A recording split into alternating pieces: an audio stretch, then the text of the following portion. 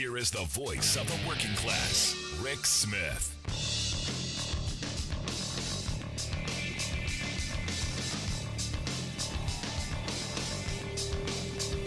And welcome, brothers, sisters, working class heroes. This is the Rick Smith Show. Thanks so much for being here today on the big program. Lots to get to, lots to talk about. Back after a little hiatus.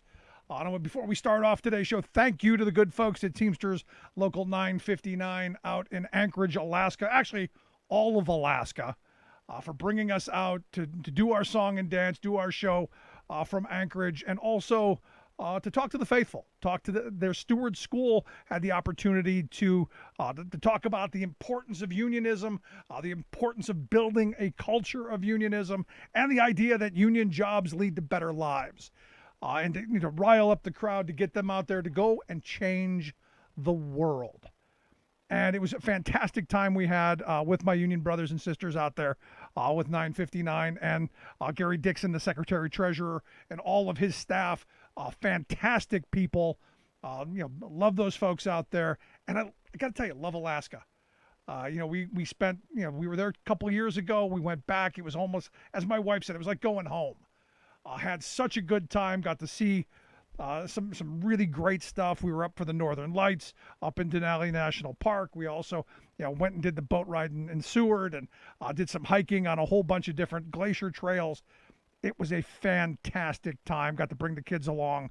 It was great stuff. And again, thank you to the good folks at Teamsters Local 959. It was fantastic. I look forward to the next time. And any other unions out there want to bring us out to talk about the culture of unionism, building that culture, and how union jobs build better lives, just let me know. We love going out and talking to our union brothers and sisters and the folks who are out there every day making lives better. So I'm looking forward to that. But here we go. It is Striketober. And I got to tell you, I've been talking about this for a while and how important this moment really is. And I go back to this moment. In 2009 and 2010, I was saying, we could be on the precipice of a moment of labor action that we haven't seen in generations. Didn't happen because we hadn't done really the groundwork. You think of the organizing of the 40s and the 50s. That happened because in the 20s and 30s, the organizing that happened and the beatings that working people took, that they laid the groundwork. Well, we've sufficiently laid the groundwork over the last several years to get people organized, to activate folks, and for people to say, you know what, I've really had enough. And it is what we're seeing. And look, happy Striketober, and it's about time. We've seen more than 100,000 workers from across this country cross onto that picket line and go on strike or authorize strikes in the last few weeks. Demanding the same things we've been talking about, demanding dignity, demanding respect, but also better wages, hours, conditions. It's Striketober, and we need this. And I'm hoping it turns into Strike November and Strike December until we raise the standard of living in this country for all working people. And like I said, while we're seeing more and more workers standing up, we're seeing also more wins and significant wins. And let me start congratulations to the International Alliance of Theatrical Stage Employees, IATSE. Before we left, we were talking about the potential. They had voted overwhelming, like 98%, to go on strike. They didn't have to go on strike to win what are major improvements in their contract. A living wage for the lowest wage employees, improved working conditions, improved wages for people in the streaming industry, retroactive wage increases of 3% annually. They've got increased penalties for breaking their meal breaks, a daily rest period of 10 hours without exclusion. So they get 10 hours off. I know, right? Who could have imagined? But you think about these movie sets. They, from what I've always heard, they are brutal. They also have a weekend rest break now of 54 hours. So no more, sorry, we're going to work you 100 hours a week. They're also going to add Martin Luther King Jr.'s birthday as a holiday to their schedule. And they have adopted some diversity, equity, and inclusive initiatives into their contract that was never there before. These are all, as I've been told, major steps forward and wouldn't have happened unless these workers came forward and said overwhelmingly, 98%, they were willing to go on strike. They were willing to shut everything down. Now, a couple years ago, had they done this, I don't know we'd have seen the same outcome. Because what we're seeing across the country is we're seeing strikes going on all over the place and ones that are being won.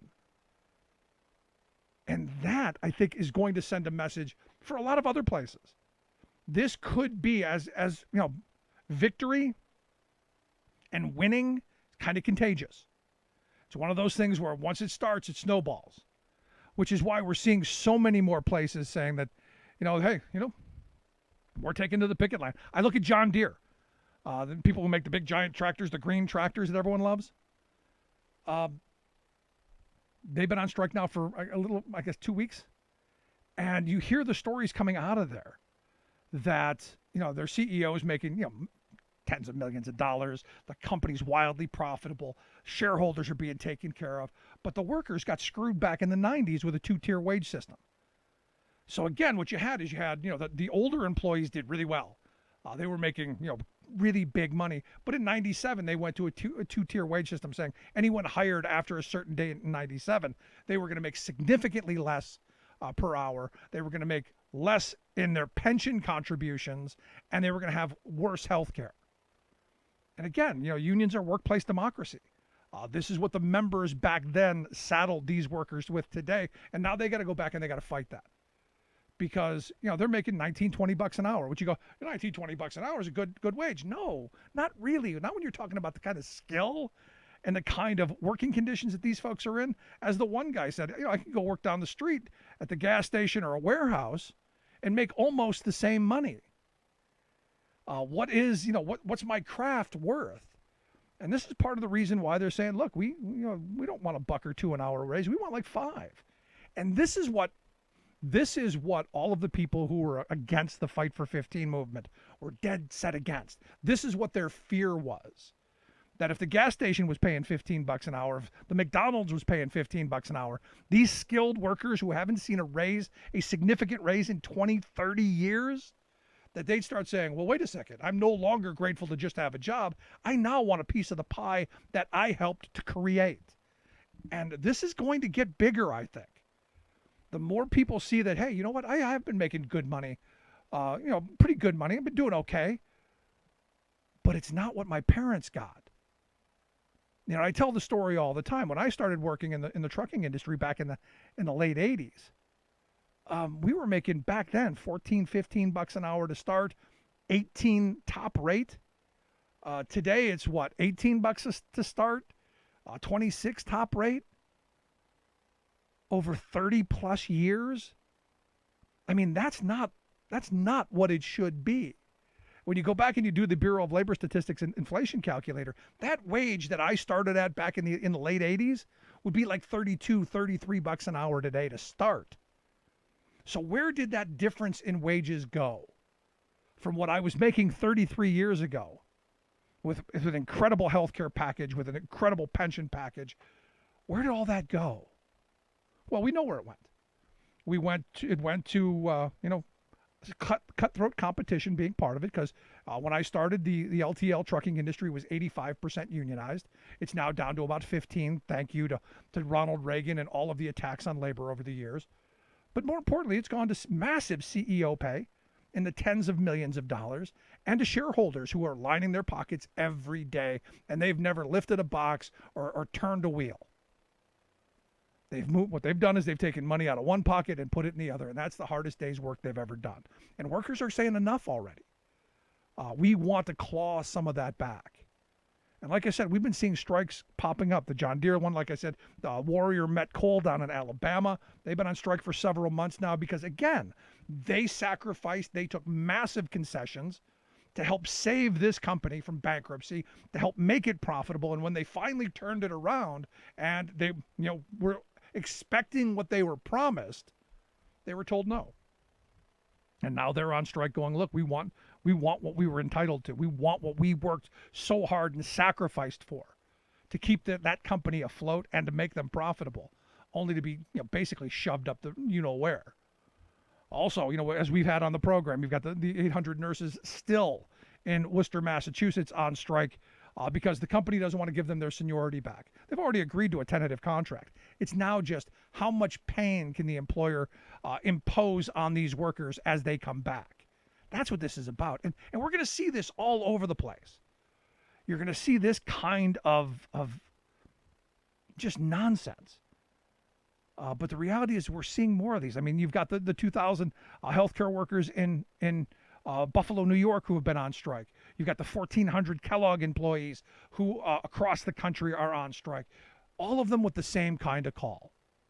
We want better wages, hours, conditions, but we want dignity and respect. We want to close two-tier wage structures so that work pays everyone. I say this every time a new president comes into office, that my hope has always been that you figure out a way to make work pay, to make that reward for work there. And finally, we're seeing people are going, look, maybe we don't need politicians.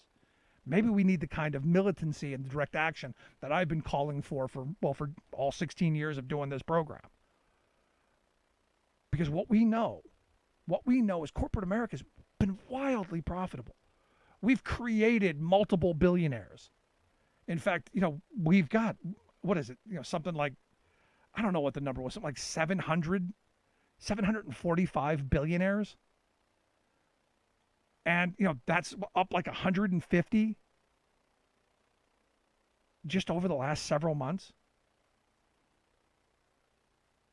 Our 745 billionaires, they now hold, and this is the part that just blows my mind, they now hold $5 trillion worth of wealth. Our friends at the Institute for Policy Studies and Americans for Tax Fairness, they came out with some numbers that just blow your mind. The fact that our U.S. billionaires are heavy 745, because it had been just over 600 not too long ago. Now we're at 745. They've seen their wealth soar by 70%. 70%. $2.1 trillion just during the pandemic. That just completely blows my mind. And that in the pandemic, we had 614 billionaires. We're not 745. We created billionaires at a time when people have lost jobs, when we're going to start kicking people out of their homes, when they're talking about restarting payments for student loans, going, oh yeah, how's that going to work out? But our billionaire class, we can't tax them anymore because the entire Republican Party is against taxing them. And of course, Joe Manchin and Kirsten Sinema. And you just go, when do we wake up from this kind of nonsense? And I get emails from people all the time who are going, but Rick, we don't need them stinking unions anymore. And, we don't need, to tax billionaires. We just need to work harder and pull ourselves up by the bootstraps. I mean, I chuckle just saying how stupid that is. But yet there are some who keep pushing this idea, keep pushing at us that, no, taxes are bad. I mean, they've sufficiently trained an entire working class to whenever they hear taxes that we somehow begin to foam at the mouth without ever asking, who are you talking about going after to pay their fair share? I would point to 745 billionaires who probably pay a lower tax rate than anyone listening to this program. Our number one billionaire for a couple of years paid nothing. Explain that. Because it doesn't make any sense. And then they say, well, we can't afford to rebuild the country, Rick. We can't afford to help poor children with a monthly tax credit. We can't possibly help like that. We can't possibly build our roads and bridges. We can't possibly get Granny some new chompers. We can't do any of those things because we're broke. And yet, 60% of what Biden has proposed, 60% of the money that we need in Biden's Build Back Better plan could come from just those 745 people. You can fit in a big room if you just had a reasonable tax code, which we do not. And it's frustrating and it's angering. when you look at just how insane our tax code is. And look, I get the emails from the right-wing groups all the time. Joe Biden's, usurping the government by using the IRS as a weapon against you. Not me. I pay my taxes every year. And I pay a lot of them. But I look at our heavy, now 745, not so much. And ask yourself, you got Elon Musk, the richest person in I guess ever now. In the 19 months since the pandemic, his wealth has grown over 750%. You go, well, but he's gone into the space with the rocket, right? He's doing the electric vehicles. Yeah, he is, and that's great. But how is it that he's paying a lower tax rate than the person who's actually building the cars that he's profiting off of? And paying, poor wages with horrible working conditions, from what I'm told. I mean, it's outrageous. And yet there's a point that it comes up where you go, when do we say enough is enough?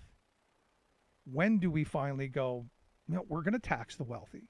We're going to make corporations pay a higher tax rate. We're going to finally make them pay taxes. Because again, we got a bunch of them that pay nothing.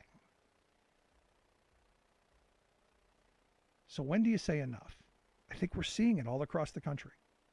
I think we're seeing workers who have said, the CEO who runs our company, making millions of dollars while we're struggling just to make sure our kids got shoes on their feet, make sure the kids have a roof over their head, worried about, am I ever going to be able to retire because they've so badly broken our retirement system?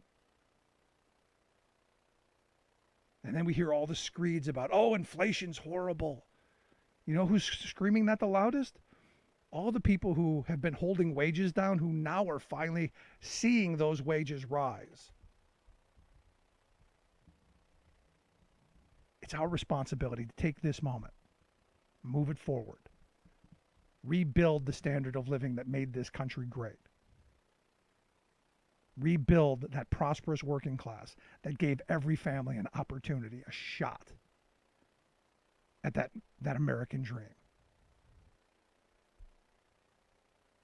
With decent wages, health security, retirement security, all of those things. I think we're in that moment. In fact, I know we are.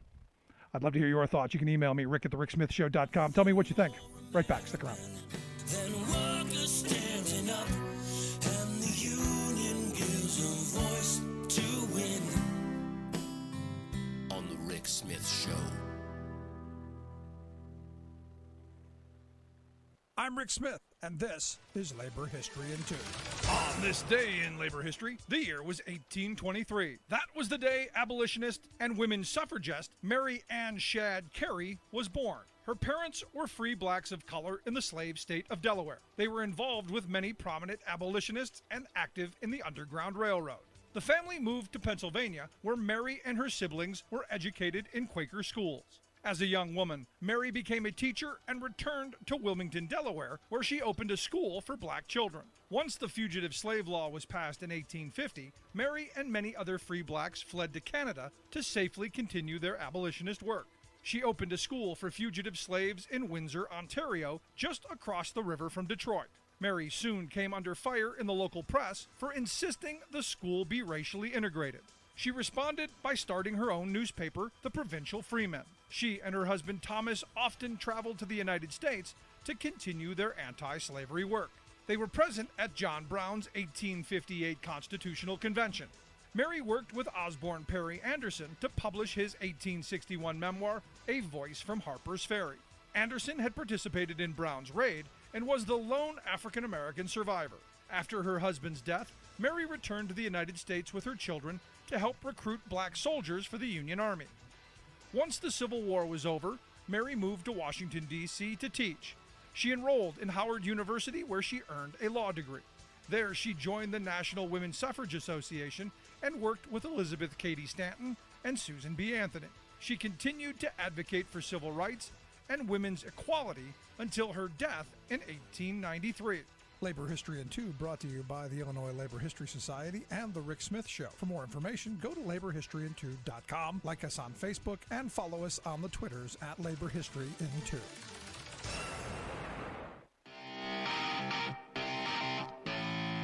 Welcome back to the Rick Smith Show. Now, here is Rick Smith.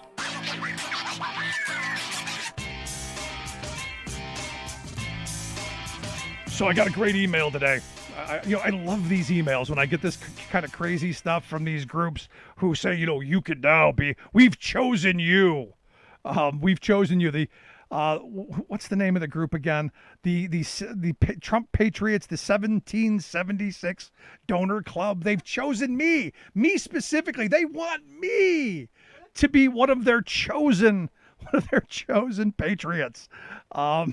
They say that the Trump Patriot movement is unstoppable from Florida to California. Millions of freedom-loving Americans like me can be chosen. And I was chosen by getting this email to just donate $17.76 to their cause, and I could be one of them.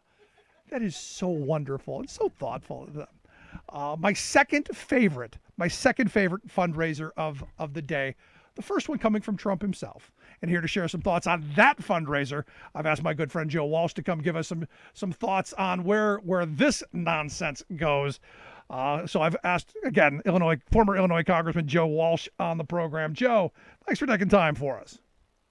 Rick, it's awesome to be with you, my friend. So I'm now chosen. I can be one of the true patriots. They've chosen me. I'm now in. I'm in the club, Joe. See, I wish I could be like you, but Rick, I'm a dark Irishman. Nothing Trump or the Republicans do can make me laugh. I'm so just bummed out with where the party is right now. Even something like this, I mean, they're hitting you up for money, should crack me up, but it doesn't, because he's going to run again. Yeah, there's no question he's going to run. But that was my second favorite of the day.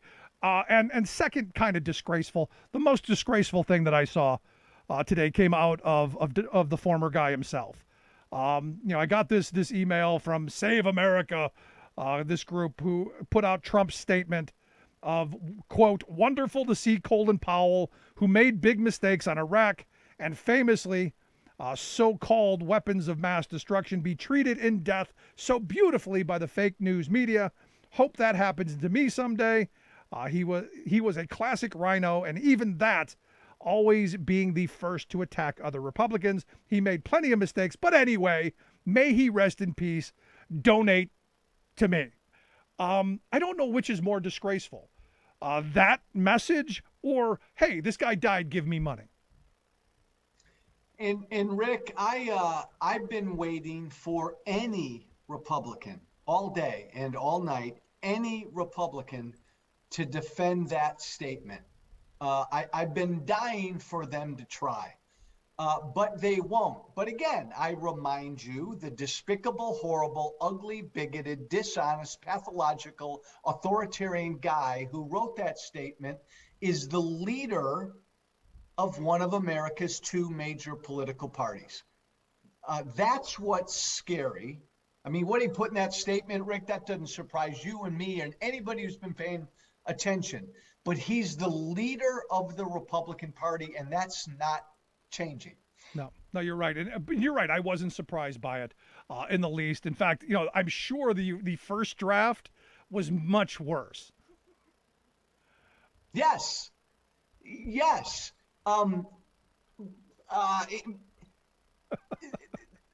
Exactly. Party, Rick, exactly.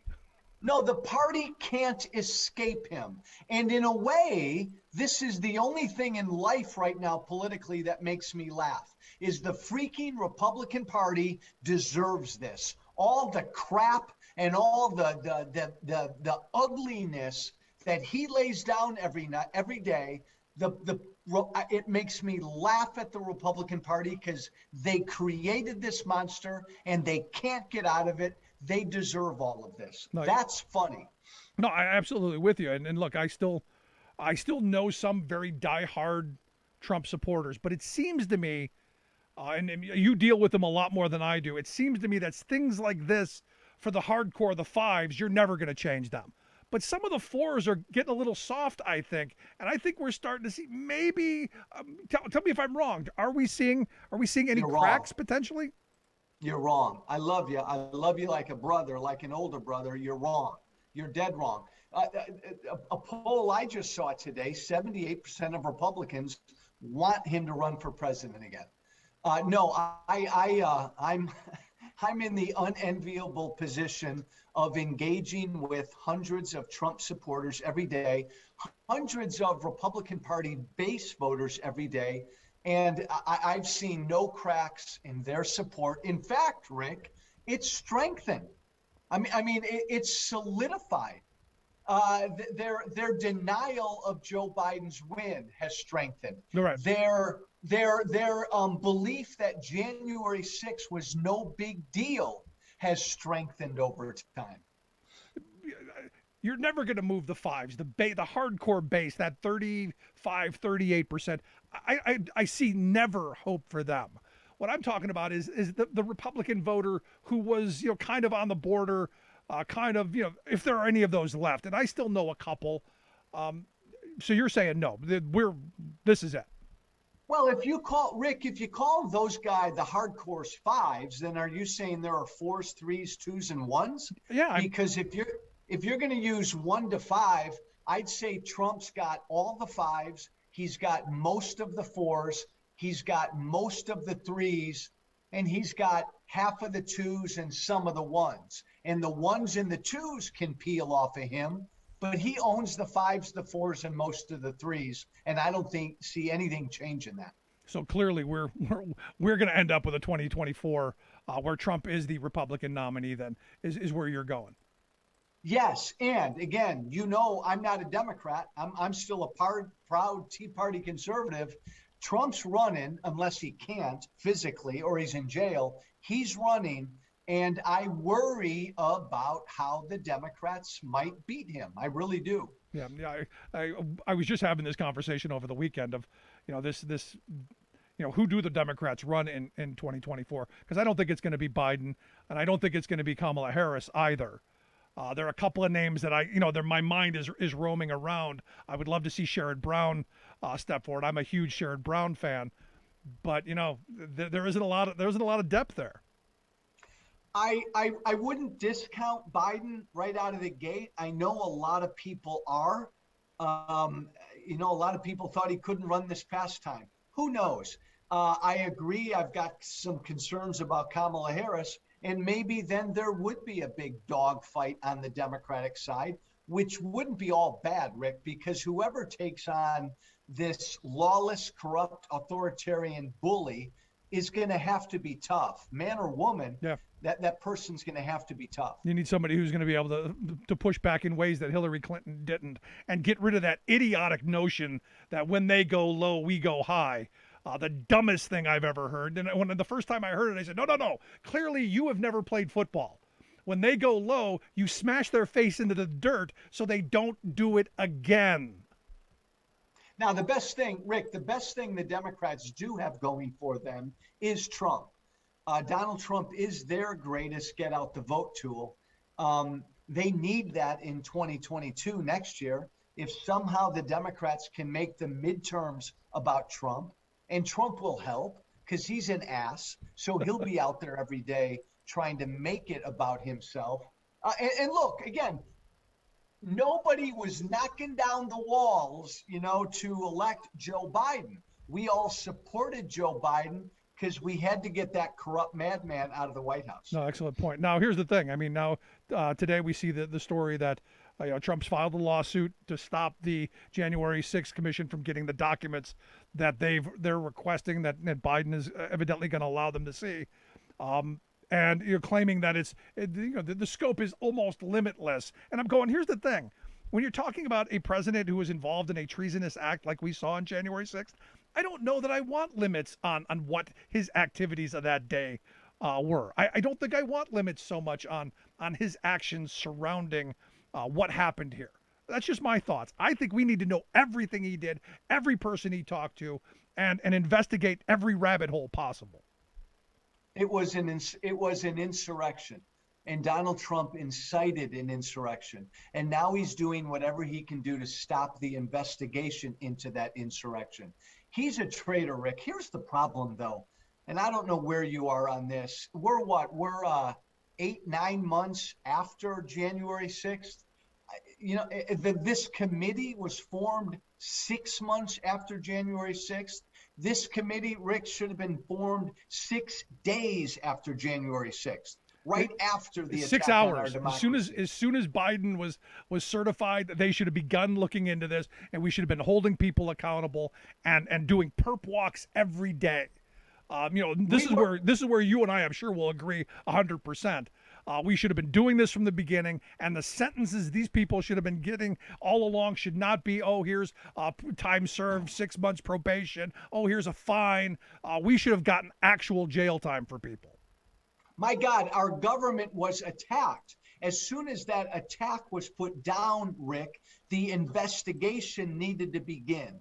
And the Democrats hemmed and hawed and hemmed and hawed. And granted, the Republicans didn't give them anything, but the Democrats should have said, F it, screw it, we're going to investigate now. And they should have done that right after the fact. No, I'm right there with you. And like I said, maximum penalties. But here we are months after it. And given the spin machine on the right, and as you know, my belief is the right in this country has overtaken media in ways that are just, to me, very scary. They control talk radio. They control cable news. They control most of the message. So we're now rewriting the history of what you and I watched in real time. They're rewriting that history to making those people's martyrs and patriots and making January 6th not a treasonous insurrection, but just a peaceful walk in the park, a peaceful, just any other day of tourism there in the nation's capital. I'll push back on you a little bit. Conservatives dominate talk radio, and they've got Fox News. That's it.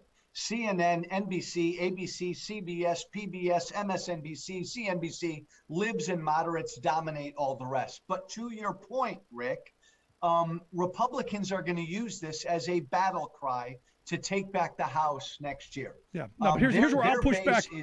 Here's where I'll push back on you pushing back. All of the other ones outside of CNN and MSNBC do this, and they do it too, this nonsensical both sidesism that we got to then be fair and balanced and present both sides. Fox News, OAN, all of those, Newsmax, all of those groups, they don't care about both sidesism. They care about their message. That's where they're dominant, and that's the reason that they get much better ratings, because people want a message. Well, I'll agree with you on that, Rick, is in that there are no standards and there's one goal on Fox News and conservative media, and all the others in the so-called mainstream media, they try to be somewhat balanced, but they generally have a left point of view. They always have. That's why Fox News came into existence to begin with, to push back against the mainstream media. But to your other point, they have not taken the seriousness of what we're up against at all. Yeah. Now, I'm looking at this January 6th thing, and there's subpoenas out there. Steve Bannon, I guess, is still defying the subpoena. I'm of the mindset you send the sergeant of arms, you send the Capitol Police, you arrest him, and you throw his butt in the seat. Because if it were you or me and they subpoenaed us, we'd be sitting in that chair. They have that power. Congress has that power to literally imprison them. They'll see this through. I mean, the committee voted to hold Bannon in contempt. The House this week will vote to hold Bannon in contempt. And then it'll go to the Justice Department. The Attorney General, I don't know what he'll do, but Bannon can lengthen this thing out, maybe even past the midterms. No, and this has always been my fear in this, and being able to run through the court system. And look, the same thing with Eric Holder and the Fast and Furious stuff. They were able to hold that off for, I think it was like 5-6 years. Yeah. For me, these investigations have to move much more quickly. We've got to get to the bottom of things, because I look at January 6th as a changing point moment. One door gets opened, and we could be a different country. Because of Donald Trump, Rick, millions and millions of Americans will never, ever again accept an election loss. It was a turning point. January 6th was, and it's not going away. And what Trump and the Republicans can and will do in 2024, because they're trying to do a lot of things in the states at the state level, is going to really, really be scary. How concerned are you about that? In the different states where they've changed election laws, where they've they've rigged the game already before the first ballot is even cast? I'm less concerned about that, because you and I would argue about that. I believe generally states should run their elections. I'm more concerned with what these Republican states are doing, Rick, when it comes to counting the votes. And they're trying to plant their people and change the way we count votes. I'm much more concerned about that than access to the vote, because the American people are going to rise up and vote no matter what these Republicans do. No, and I hope you're right. Look, I hope that, and I say it all the time, if someone were trying to steal my vote, I'd be climbing over mountains to try and get to it. But sadly, a lot of people don't have the same kind of resource and ability to do that. And this is why I do believe that the way they are rigging the game in places like Georgia, in places like Texas, is why I'm concerned. Right.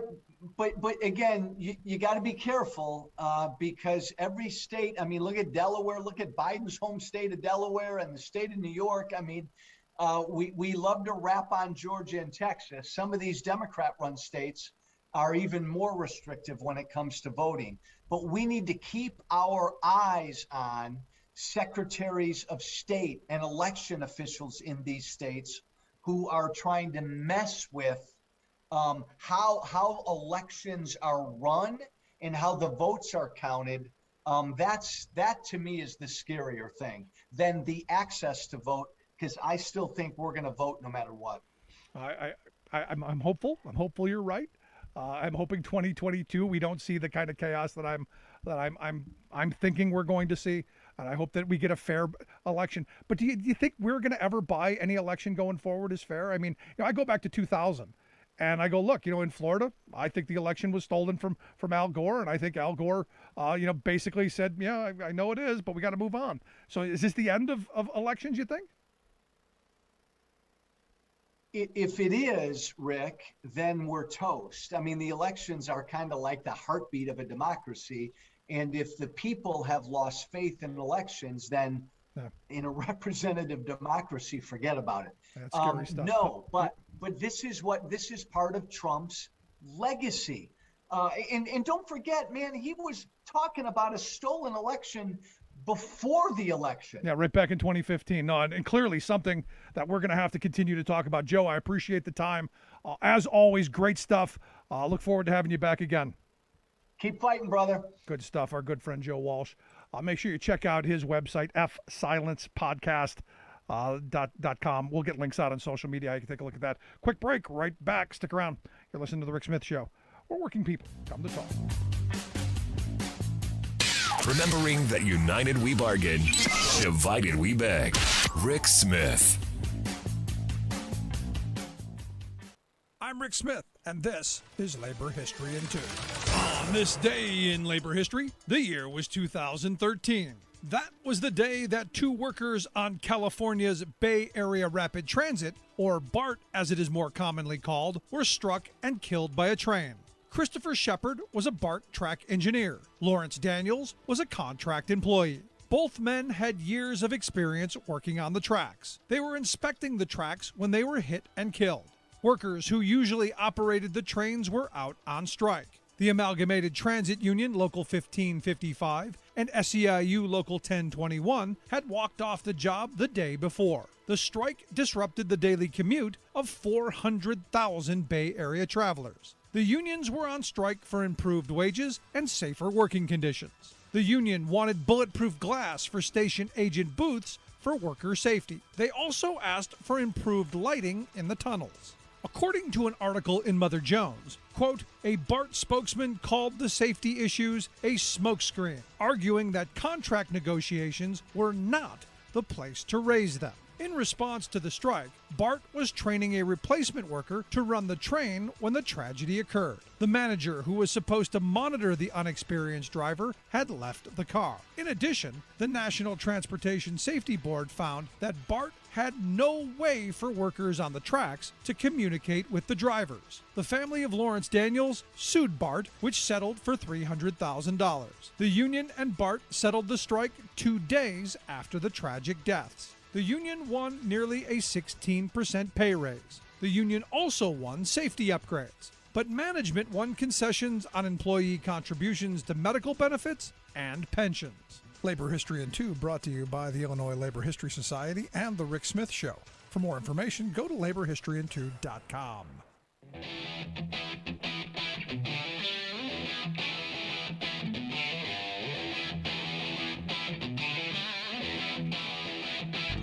Welcome back to the Rick Smith Show. Now, here is Rick Smith. So I had a listener send me what is probably the longest email I have ever read in my life. I mean, I'm talking long. It was, it was almost like the whole plane ride of reading this thing.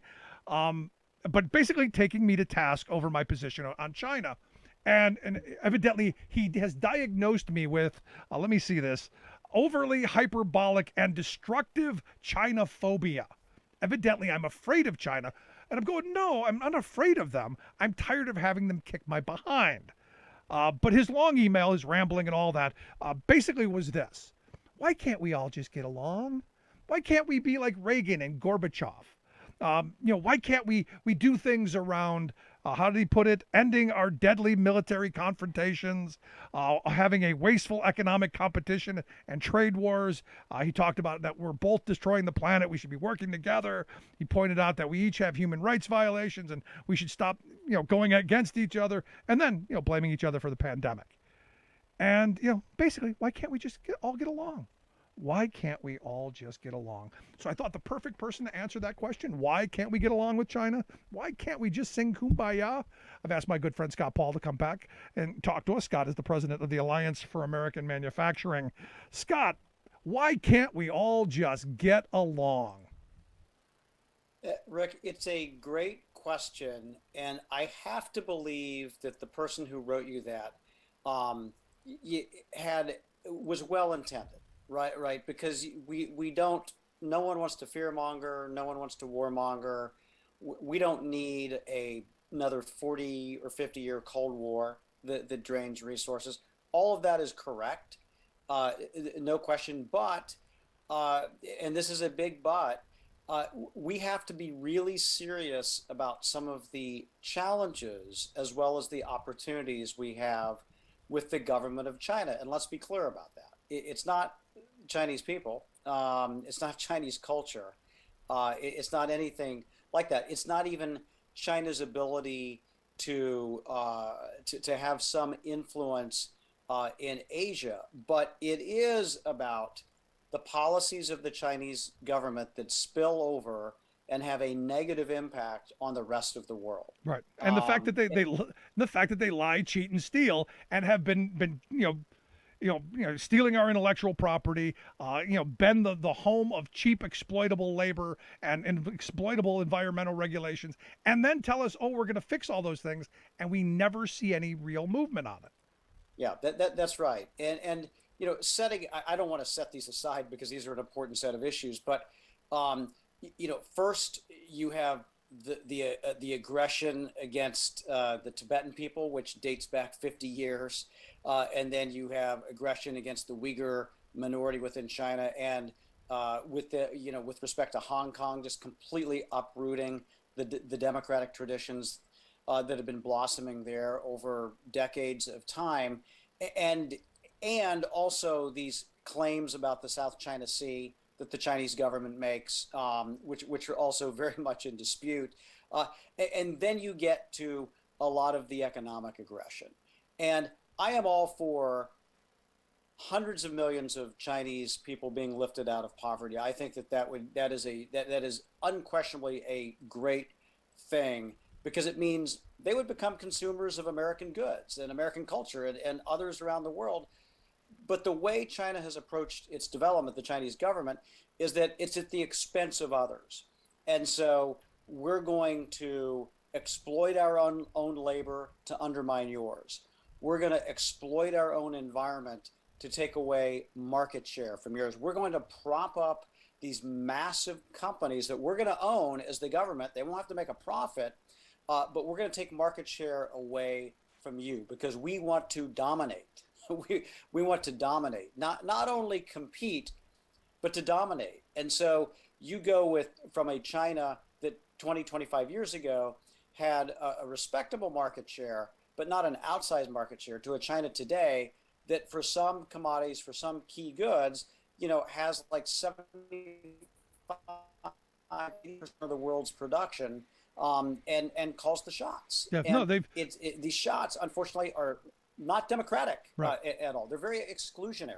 Yeah. No, I mean they basically have taken over the markets, but here's the thing: I get people who then want to argue, well, that's competition, and they've figured out how to compete at a lower level. They do things more efficiently. Their wage structure's lower. Therefore, we have to do the same things.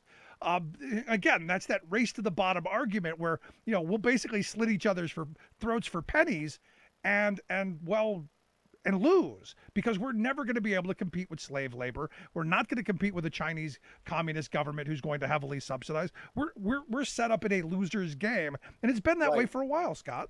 Yeah, and I think the difference is in why there's this this kind of this threat of opinion out there that China's not a real threat, is that it has exerted its soft power and its hard power to influence American companies, and that includes the media.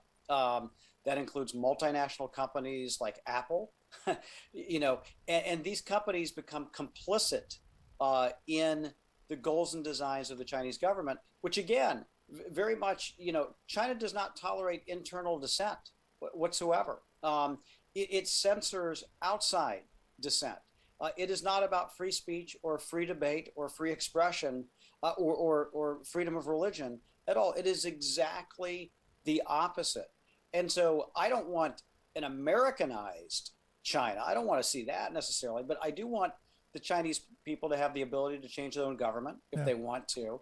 And I also want the Chinese government to act in a way that if they make economic decisions, it doesn't come at the expense of workers in the United States and others around the world who also bode no ill will towards the Chinese government. But we've seen millions of manufacturing jobs lost because of this.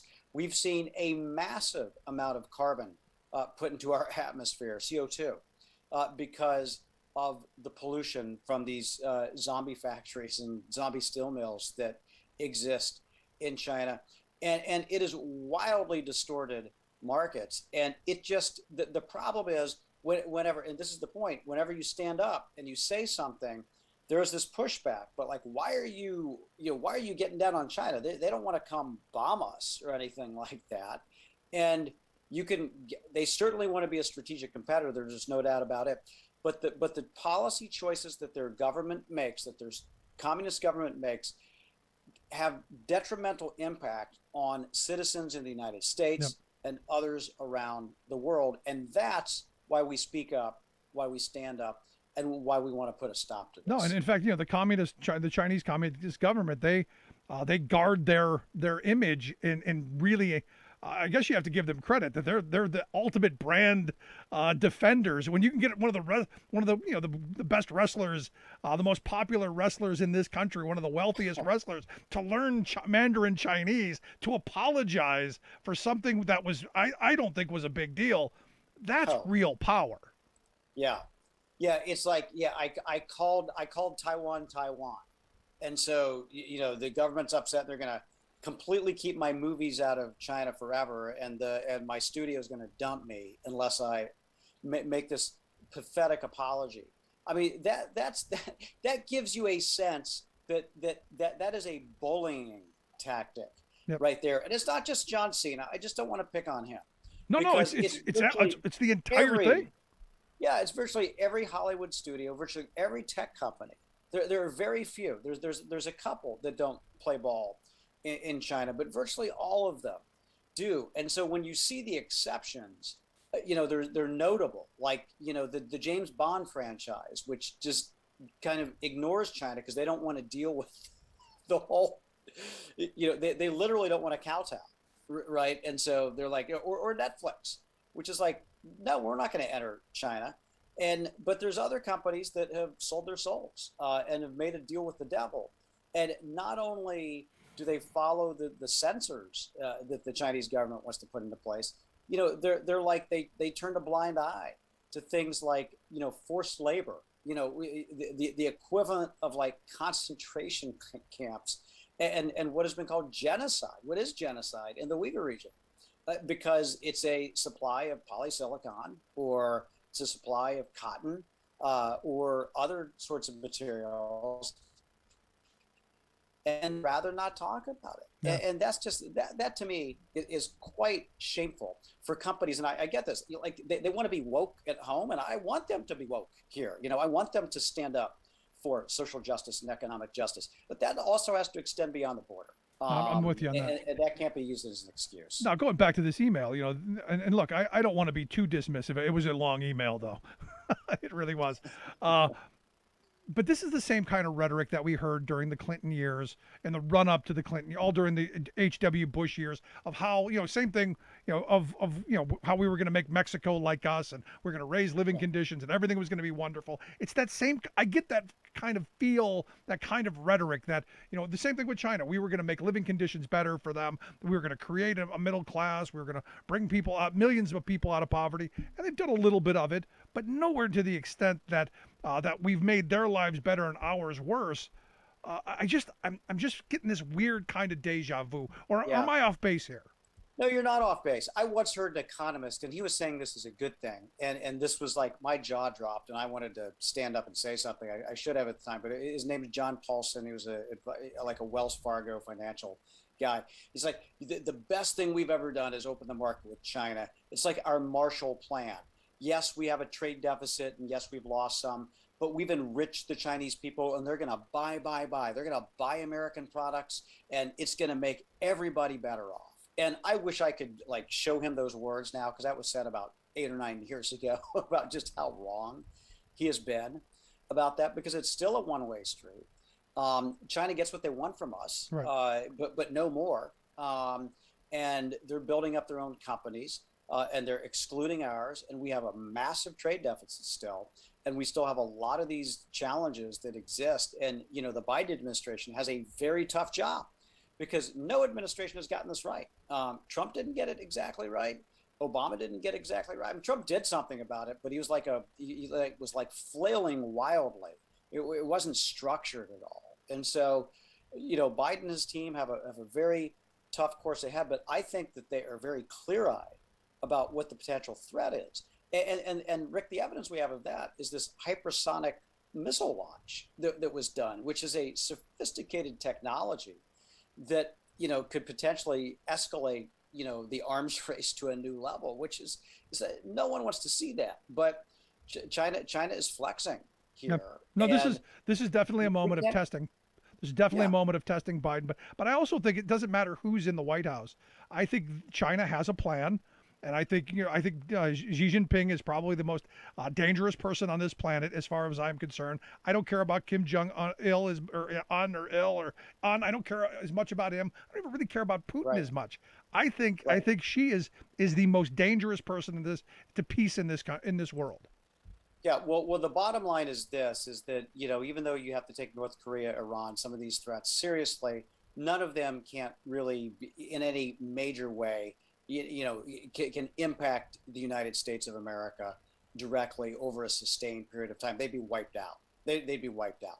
That's not the case with China, right? I mean, China has a more sophisticated military, has a larger military, has a larger economy. And so we obviously have to treat the relationship with care. That doesn't mean that we just give in and ignore. And it does mean we have to counter.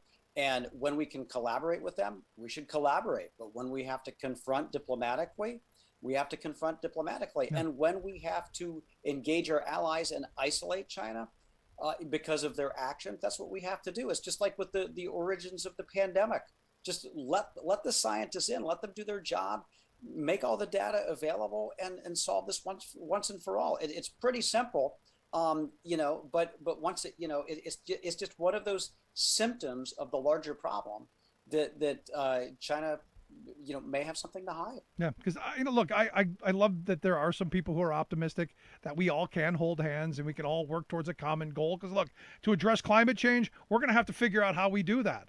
That's not just one country. It's not just us. It's not just them. It's everybody. I wish there were a way forward. I wish we didn't have military escalations. I wish we had a way to ensure that workers here in this country and in China had an opportunity to live their best lives. Sadly, again, I go back to the Xi Jinpings of the world and the Chinese Communist government plan. That ain't happening right now. Yeah. Xi Jinping is he's a strong man. He's reverting to nationalism. He's reverting to central control. He is, instead of economic reforms and openness, is exactly the opposite of that, Rick. And again, that's not great for Chinese people and making forward progress. And it certainly has spillover effects for the rest of the world. And so we do need to talk about this. And this is one of the reasons why we do take trade action. It's like if our private sector firms, they could be incredibly efficient, but they can't compete against trillions of dollars the Chinese government throws at their firms to gain market share. It's like they can take losses, for a long time, and our guys will be wiped out. And so, that is why we have to push back. So it's not China started this trade war, 25 years ago, and so I guess we're engaged in one now, but. It can't be one-sided. No, that's the argument. Continue to lose factories. It's the argument that I made from the beginning, Scott. We've been at war with China for 25 years now. It's been a trade war. Trump didn't just start it. We just went for so long without realizing that we were in a fight, and that we were just happy to get cheap stuff, and we were just happy to get massive profits for corporations and huge bonuses for CEOs. I argue our trade policies are working perfectly as they were intended to make the wealth class wealthier and the rest of us, the people who actually do the work, a whole lot poorer. Yeah. Well, the irony, because there's all these boats that are waiting to, offload imports off the West Coast. The people complaining about that are the same ones who are the America first. Let's, put the tariffs on China. It's like, wait. You cannot have it both ways, because this is like America's import cartel, the Amazons, the Walmarts, the Targets, all of that have all of their crap on those boats that they want to get and to sell for Christmas. And all the critics of what's happening are the same people who are like, well, we should be buying American. It's like, well, you know what? You can do that. You have the ability to do that as a consumer. Yep. But if you're demanding that all those goods from Amazon and Walmart and Target are going to get off those boats and onto the shelves and into your house, then you're part of the problem. You're not part of the solution. No, I'm right there with you. But Scott, I appreciate the time, the expert input. I hope it answered my email friends' questions, and I hope it got us somewhere near. Why can't we just be friends? Rick, appreciate it as always. Thank you. Good stuff. Our good friend Scott Paul. You can check out the work that they do over at the Alliance for American Manufacturing at americanmanufacturing.org. We'll get links out on social media how you can check that out. Quick break. Right back after this. Stick around. You're listening to The Rick Smith Show. For working people. Time to talk. Remembering that united we bargain, divided we beg. Rick Smith.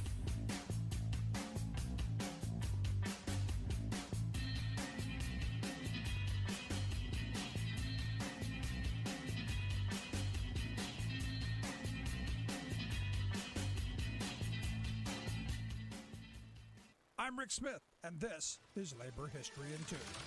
On this day in labor history, the year was 1980, in what the Chicago Sun-Times called the biggest labor management war of the last 2 decades. The battle for union recognition at 10 J.P. Stevens textile plants ended in victory. The Amalgamated Clothing and Textile Workers Union led the union's campaign. At the time, J.P. Stevens was the second largest textile manufacturer in the nation. The Amalgamated Clothing and Textile Workers Union's campaign targeted 10 of their southern plants. 7 of them were located in Roanoke Rapids, North Carolina. The company refused to recognize the union. In 1976, the AFL-CIO declared a boycott against the company. But Stevens distributed so many brands that it was difficult to make the boycott effective. The next year, the union began a new tactic, a highly organized corporate campaign. The goal was to put pressure on the banks and financial institutions that dealt with J.P. Stevens.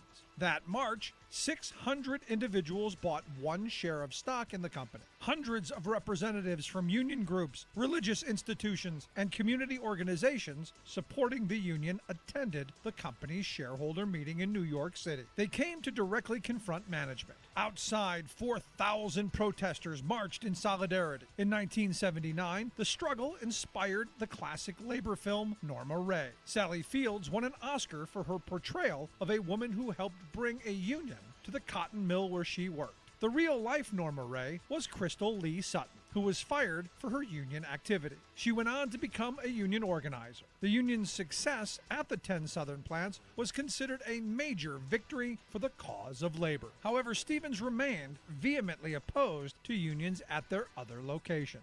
Like what you hear? Check out more at laborhistoryin2.com. Nearly every nation with an advanced economy, and some not so advanced, treats child care as a fundamental public good, essential to nurturing children, families, and the whole society. But not our U.S. of A. Indeed, our so-called leaders relegate millions of working parents and 21 million kids under 5 to the tender mercies of a for-profit market, with child care facilities ranging from impossibly expensive to helter-skelter unlicensed kiddie corrals. Embarrassingly, while right-wingers mindlessly salute the U.S. as exceptional, they fail to note that what's exceptional about our child care system is that it's such a shambles it can't even be called a system, much less caring. For the past decade, independent journalist and economic analyst Bryce Covert has documented the worsening social crisis caused by this abject failure of leadership. 2/3 of our pre-K kids have both parents in the workforce, meaning care outside the home is essential. 85% of the parents say that finding quality, affordable child care in their area is a problem somewhere between serious and impossible. Nationwide, the annual cost for a 4-year-old's daycare averages about $13,000. Despite millions of working families finding this essential service unaffordable or even unavailable, political leaders have ignored their plight.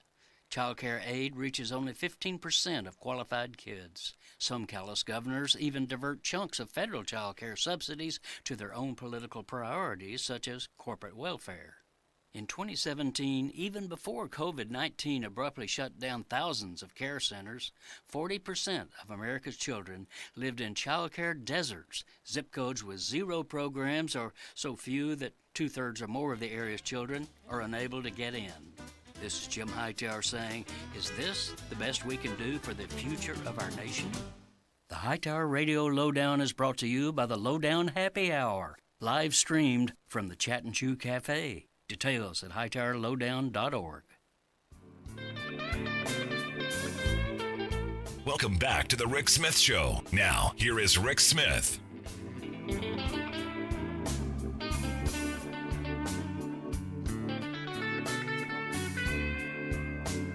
So I came across this story that, Judd Legum, who does a fantastic newsletter, he exposed the latest Fox News favorite Koch brother-funded AstroTurf group, euphemistically named Parents Defending Education. Because, hey, who could possibly be against parents defending their children's education? Who could possibly be against it? Until you find out that, the problem is they're basically a political hit squad of paid assassins who, their responsibility is to go out and find problems and then organize people around it to go and we need to tear the system down. And they've been basically jamming these school board meetings because they now want to control education. It wasn't just about destroying public education and moving it to private. They now want to take over the public education system because they realized, well, their plan, it wasn't working as well. All the money we've spent on charters and vouchers and all of that, all of the siphoning off of public education money has only harmed public education, hasn't really helped them to take it over. So the money that they've spent, now they're putting it at just taking over the system. And we're seeing this kind of craziness all over the country, and no more crazy than we're seeing what's going on in Bucks County. And thank goodness for journalist Cyril Mychalejko, who is a freelance journalist for the Bucks County Courier Times and the Intelligencer. Cyril, thanks for taking time for us. Hey, thanks for having me back on. So I'm looking at this story by Judd Legum, and I'm looking at the work that you're doing, and I'm mashing all of this kind of manufactured rage of that we're seeing at these school boards and the kind of organizing that I'm seeing. And it's scary stuff, seeing the kind of craziness that's happening, and then joining that with the kind of militia mentality that I think what led to January 6th. No, absolutely. I mean, it's part of a national program, and we're seeing it. And Bucks County is kind of ground zero for it. I mean, we have our own aspiring oligarch, Paul Martino, a venture capitalist who, it's dumped $500,000 into school board campaigns across Pennsylvania. One of his PACs is Keeping Kids in School PAC, and they endorse candidates all across the state, and those candidates include QAnon followers, bigots, and just other people that are just unqualified and shouldn't be anywhere near a school. And what we're seeing is like there's this kind of like blob that's formed, right? So you have like the big money coming in, dumping all these bucks into the races to keep kids in school. And never mind, they're already in school, right? The kids are back in school. That's not an issue. It is part of just like a right-wing attack or insurrection, so to speak, to kind of take over these school boards. You're seeing groups like Reopen PA and Reopen Bucks, which are sending their their followers, even if they don't live in school districts, to school board meetings and just kind of spouting off their nonsense. In Central Bucks School District, just last week, there was one of the Reopen Bucks parents, right? And these are one of the quote unquote parents that know best, who was breaking down in tears and suggesting that masking is a satanic ritual, right? And that's why we shouldn't mask. Oh my gosh. And like you said with that. No, here's the scary thing here with Cyril. Here's the thing that scares me even more. That person was allowed to reproduce. The fact that person has children scares me, because if she believes that, what other nonsense is she filling that child's head with? It's definitely disturbing. And just to kind of piggyback on what you were saying about like a militia mentality, I mean, we actually have a militia here in Bucks County, the Proud American Patriot Network, which is a 3% militia cell. And the 3% militia is just one of the largest anti-government militias in the country. And they were deemed a terrorist organization by Canada. And so we even had this militia leader, this TJ Cosin, who applied for a vacant seat on the school board of the Central Bucks School District. Now, thankfully, he didn't get it, but he's inserting himself into the local politics. They've actually endorsed 3 of the candidates running for Central Bucks School District School Board. And apparently those candidates have embraced the endorsement because they haven't come out and kind of repudiated or disavowed it. Wow, it's crazy. But to me, this looks like the exact same thing that the Tea Party movement did. That same kind of mobilization, that same kind of model, and it's all coming from the wealth class at the top, which again, for me, is another reason why we need to tax the hell out of these people, because they've got too much disposable income to do the kind of craziness that we're seeing. Because this isn't what democracy is supposed to look like.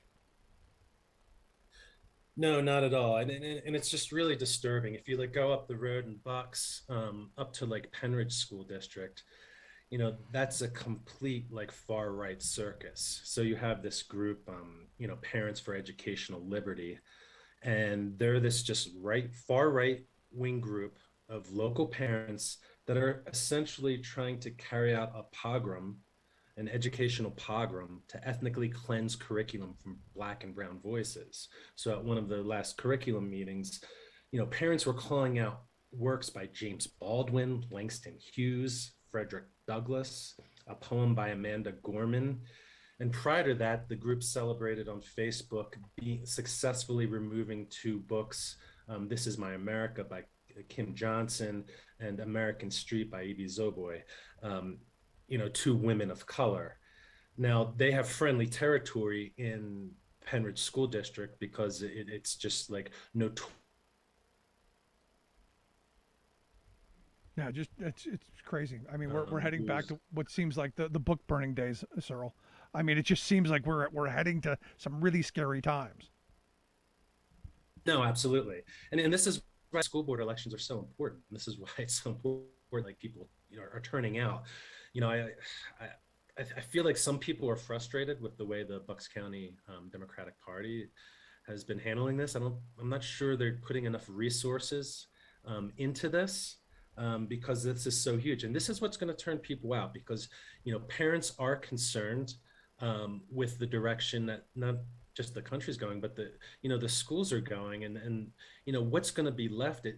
The far right is trying to carry out a scorched earth campaign on public education, right. And attacking the curriculum is the first battlefield. So it's definitely deeply concerning for even just moderate Republicans. I'm hearing from them, and thankfully, like there are some left, and they're turned off, by the direction that the Bucks County GOP has gone, and specifically within these school board races. But ultimately, Cyril, I mean, for me, Cyril, the response is the Republicans are going to go where the money is, and so is the Democrats. The Democrats aren't going to have the kind of resources to fight back to this that the Republicans are putting into attacking it. So for me, this is exposing the dark money that's funding these groups, because you hear the names of these groups and they all sound so nice. Americans for Dogs and Puppies. Who could possibly be against cute dogs and puppies? But they have this agenda that comes from on high, and they don't operate just in one little county like Bucks County. They operate across the country because they have built an incredible network through all of these different Freedom Works, Americans for Prosperity, all of these front groups, these billionaire-funded front groups who are about remaking what this country is and basically selling their version of it. Yeah, and that's something I think we really need to reflect on, because the left is lacking a similar infrastructure to combat that. Now, there's one thing that that we can do, and that's just organizing people, organizing different groups, pounding the pavement, knocking on doors, creating a progressive community that's willing to kind of stand up and fight back against this far right onslaught. No, it's what we need. You're right. So are there any in Bucks County? Are there any groups on the other side? Because some would say, no, Rick, this is what democracy is really about. You have your far right groups, and they're going to organize around their truly, sincerely held beliefs. So what if the billionaires are selling them and employing them for their sincerely held beliefs? And then there's the counterbalance. If people really wanted what you're selling, they would organize around, whatever the topic is. And this is what democracy truly is. Are you seeing anything like this going on in those places where you have a counterbalance?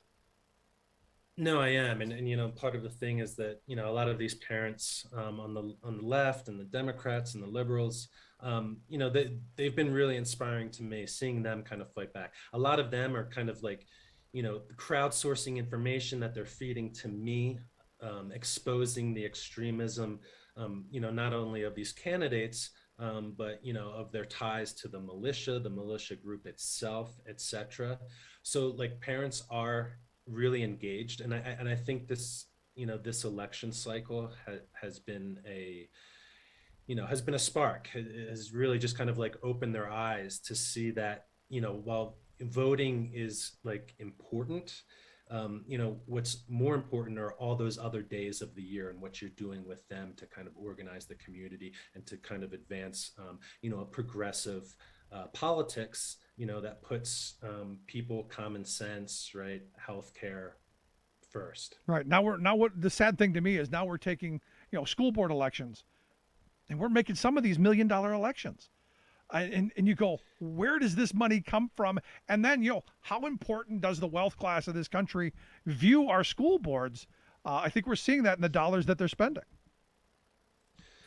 No, absolutely. I mean, it's kind of sad that the school boards have just been so politicized on a national level, and it's just kind of gotten away from, what really matters.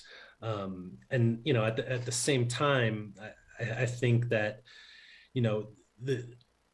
what I think parents need to do is just kind of build off this election coming up, right, and just start building more concrete infrastructure and groups, and kind of have strategic plans moving forward, as we get ready for the next November. And there's some really important races there, especially in Pennsylvania, congressional races, as well as Senate and the governorship, etc.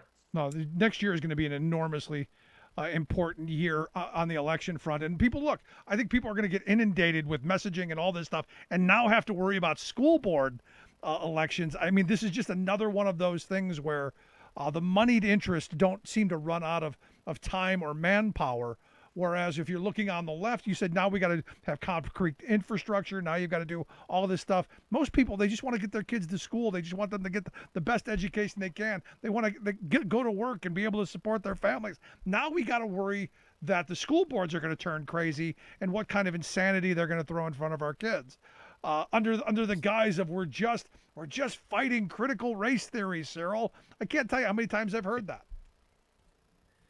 Yeah, and I think another thing that's looming is this idea that I think a lot of these candidates, or I'm wondering whether some of these far right candidates are going to suggest that the election was stolen from them, right? To kind of, go with that whole Trump big lie and localize that. We saw it in California with the recall. And we've already had one of the candidates quietly suggesting that, the election, this is Cora Landis, another QAnon follower that was endorsed by Paul Martino's Keeping Kids in School PAC. She's out in the Palisades School District. And then on top of that, it just if they do kind of go down that road, and I think it's really, do you see at what point do we start thinking about whether violence breaks out? Because we're already at the at the precipice with some of these school board meetings, right? With how heated they are, and then two, we're talking these people on the right are framing these school board elections in apocalyptic language. So you're hearing parents talk about a neo-communist takeover happening because students are wearing masks. I already mentioned the Satanism, that was that was brought up by one of the Reopen Bucks parents, and they've endorsed their own slate of candidates as well, and obviously they're all the QAnon conspiracy theorists and bigots.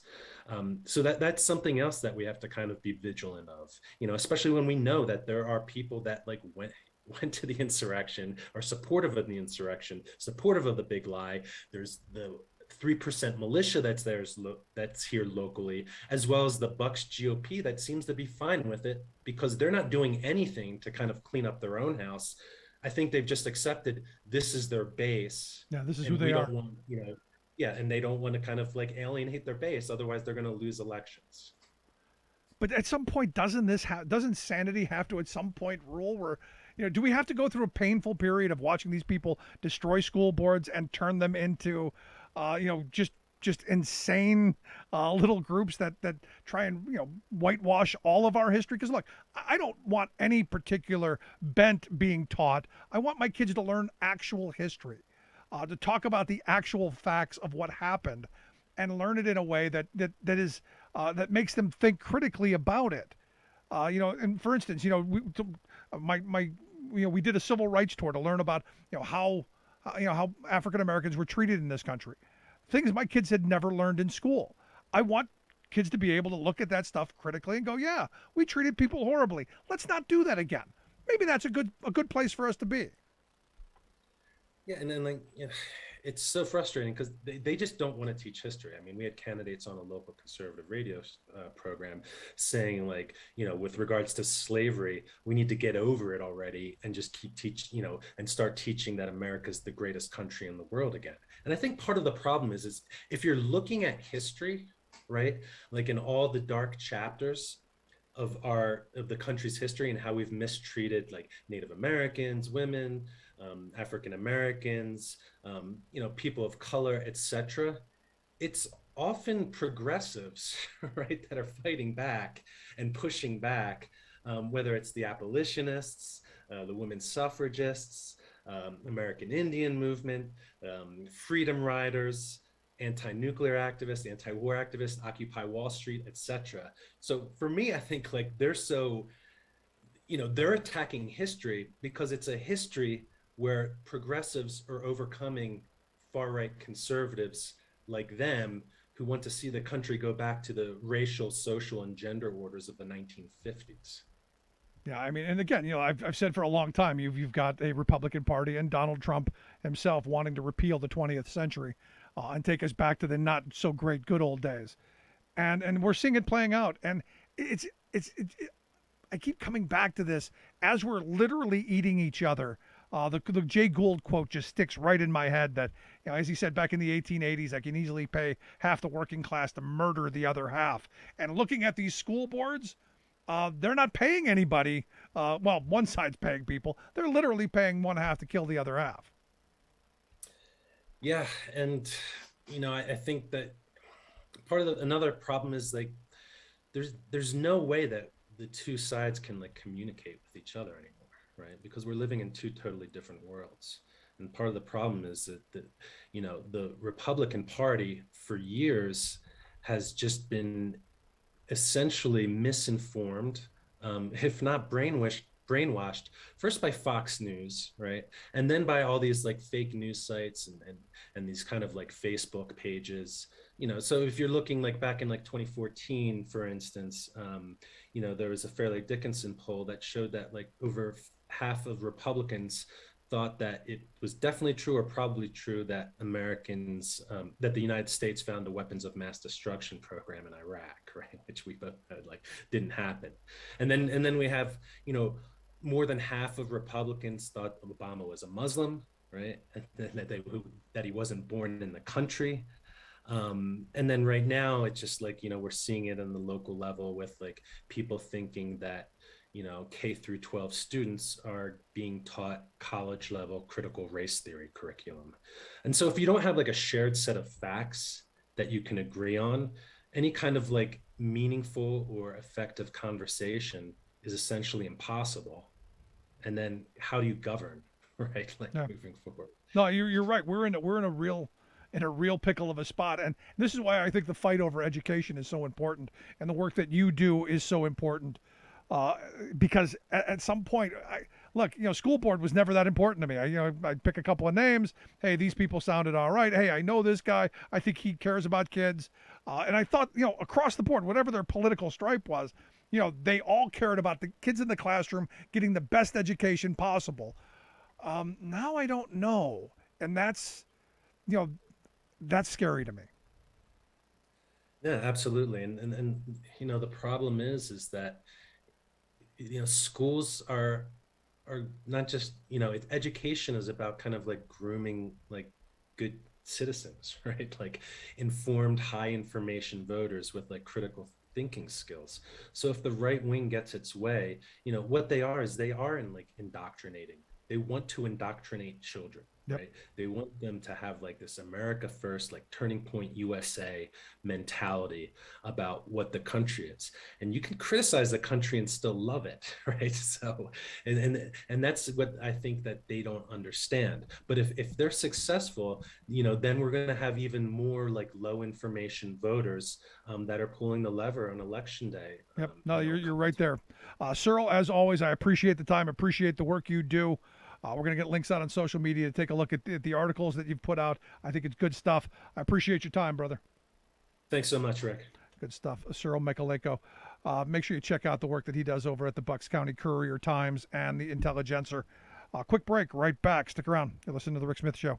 For working people, come to talk.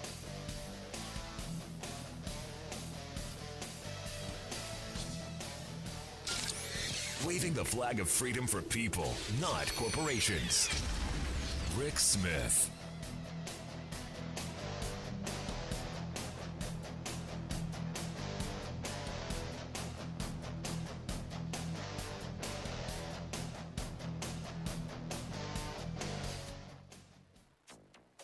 Ambitious steps the US president wants to take to tackle climate change head-on are under threat from one of his own Democratic Party colleagues. Democratic Senator Joe Manchin throws a hand grenade into Biden's climate agenda. Biden EPA to crack down on PFAS forever chemicals.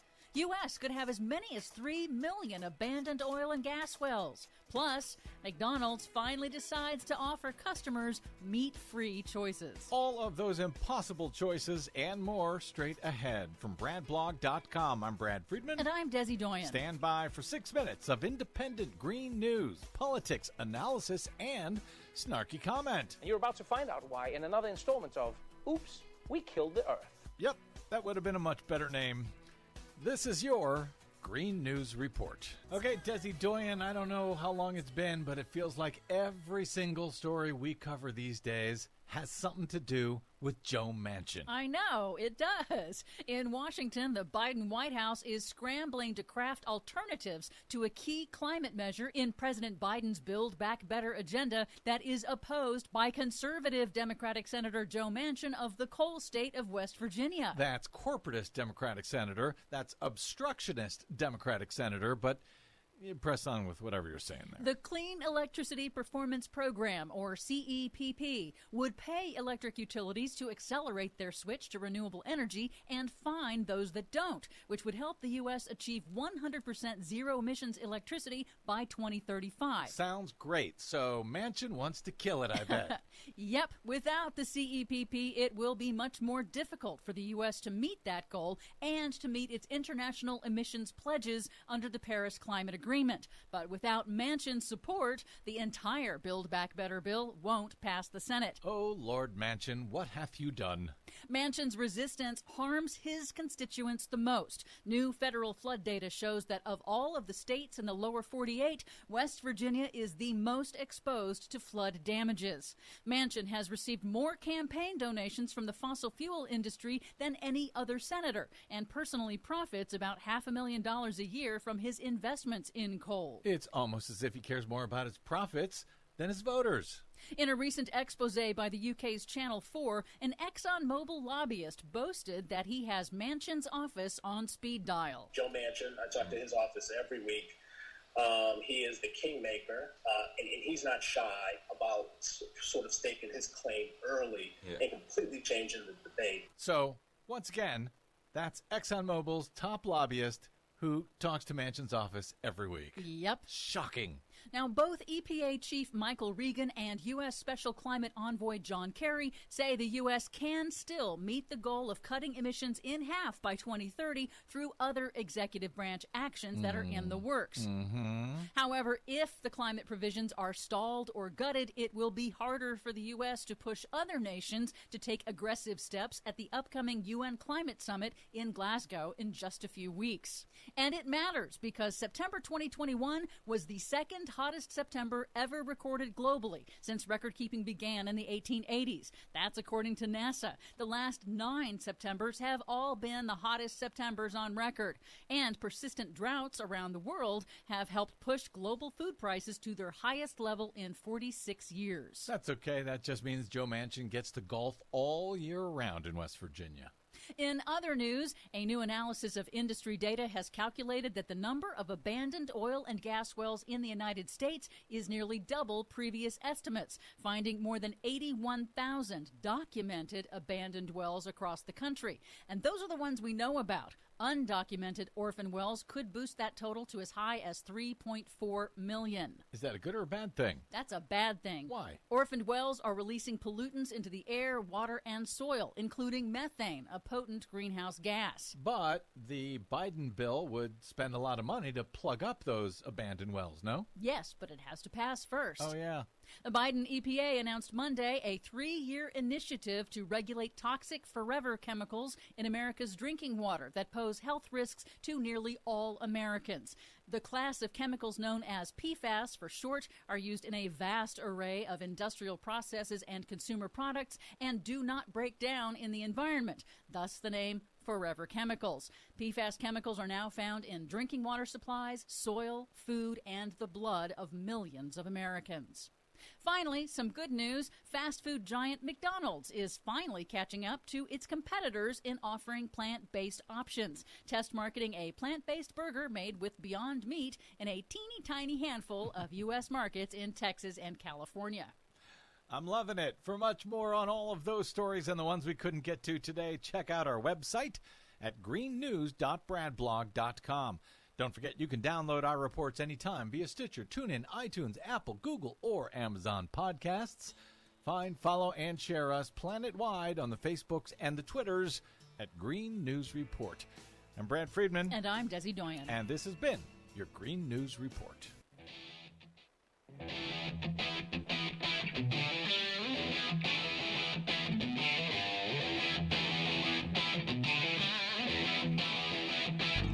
Welcome back to the Rick Smith Show. Now, here is Rick Smith.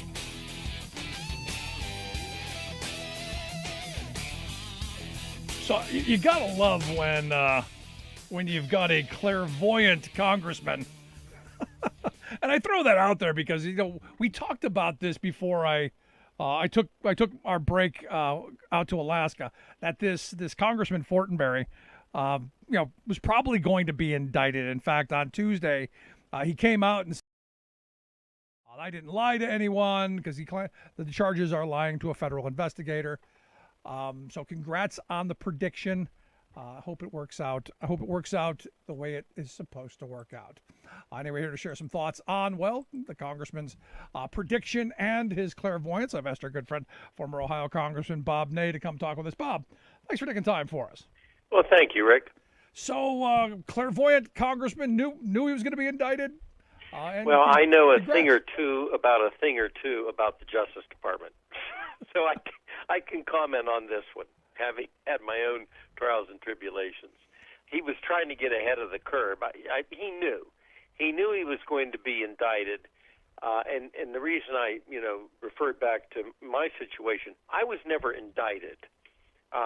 They called the Justice Department, my lawyers, and threatened, and my lawyers are like, go ahead and indict. And I'm like, wait a minute, to my lawyers, don't make them angry, okay? Don't tempt them. Please, be nice. Anyway, and that's because, like in my case, we knew they weren't actually going to go out with an indictment because they didn't really want to go to jury trial. But yet, if they had to, they might have indicted. Now, in Fortenberry's case, he knew this was coming, and the reason he knew it was coming is because he lied to them. The one thing about the Justice Department, they love when you lie to them. I was never charged with lying. I was never charged with obstruction of justice. They asked, did you go on the trip? Yes, I did. Who paid for the trip? I don't know. Just what we were told by Abramoff. So, you answer the questions. You have to be careful when you're answering with the Justice Department because, you could lead yourself down a path where you re-asked a question 3 times, and if you answer differently, it could be construed as, is lying. But I think in his case, there's a difference. It wasn't the asking of 3 times. They had asked him, obviously, did he know that the guy that stood in for this Nigerian businessman was sifting the Nigerian businessman's money at the fundraiser? And his answer was no. Now, Rick, at some point in time, they have to have some kind of chain of emails somewhere that they know that he's not telling the truth and that he knew it. So I think they're going to get him on at least 2 or 3 counts of lying, and then, of course, that turns into obstruction of justice. So I think he knew this was coming. In my case, for example, I knew they weren't going to get us online because I didn't lie to them. I answered. They didn't like my answers, or they thought, you've got to be kidding me, but I answered. If I had answered certain ways to the Justice Department, and then my lawyers would walk in and say, Bob, how about this email? You just lied. I would know they're going to indict me on that. So he knew. Yeah, he was just so building the question the is, case publicly. So the question is he's going to fight them, he says. He's going to fight them all the way. He didn't lie to them. He's going to fight this. Does he fight it? Well, I mean, I think he might. These are all very, very difficult. You always have the option of a plea deal. Now, I will tell you this. It is easier to do a plea deal, as I did, before you're indicted than after you're indicted. Because, once you get to the indictment point, you sufficiently angered them enough, number one. Number two, they went to the extreme effort to indict somebody. And usually when they indict because they think they have a case. They don't indict when they think their case maybe, possibly could be beaten. Then they try to get you where you're going to make a plea deal, which is what happened in my case. At the end of the day, they really, really didn't want to go to trial. So we came up with a plea deal. In his case, they've already indicted him. So they're going to make their issue very strongly. He may fight it. Here's where he won't be able to fight it. If he runs out of money, I promise you, he will make a deal. Yeah. No, this is where I was going with this because, they don't run out of time or money. Right, exactly. And, so we'll see. Yeah, and I don't know this congressman's got unlimited funds to be able to fight that because it's one of those things where once you're in their crosshairs, it's hard to get out. Yes, and he's also raising money now, for a defense fund, and then he's going to try to stay still in office. And, of course, McCarthy, the Republican leader, is going to have some problems because he's going to take him off the committee. Once McCarthy takes him off the Appropriations Committee, very powerful committee, as you know, Rick, once he takes him off of there, guess what? People aren't going to contribute to his legal defense fund. Yep, no, because he's no longer used to them. Yeah, so this is it. Yeah, that's right. They won't contribute. Well, good luck in prison. Let's move along. Colin Powell passed away this week, former Secretary of State. 84 years old, complications from COVID. Immediately, all of the deniers, no, he had rare blood cancer, which I guess he did. All of the people on the other side are, COVID killed him, or saying it was only COVID. It was both.